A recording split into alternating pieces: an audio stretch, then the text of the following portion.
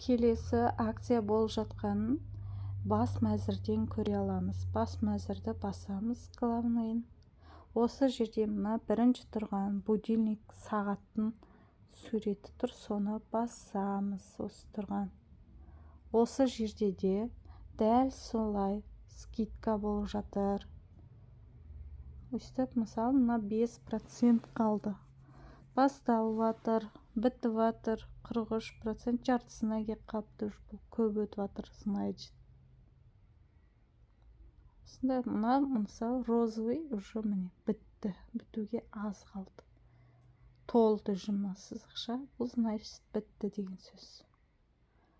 Ары қаратай мына қолғапта жақсы өтіп жатыр. Мына курткада сезон бойынша жақсы өтіп жатыр.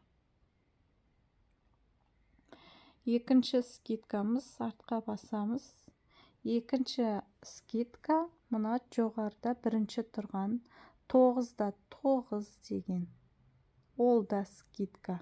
Осыны да басамыз.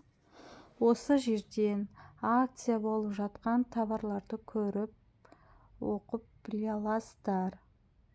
Осы жерде де акция бар. Мысалы, осындай заттарға көп акция болып жатыр. Өздеріңізге ұнағандарын ашып, скриншот жасап, тексеріп, бірақ алыңыздар. Осының төбесінде мына тұрғандар, осы жерлерде де товарлар бар. Мысалы, көргілеріңіз келсе, екіншісін көріңіз, үшіншісін көріңіз, өзіңізге керектілер, төртіншісін көріңіз. Осылай акция болып жатқан товарларды көріп алуыңызға болады.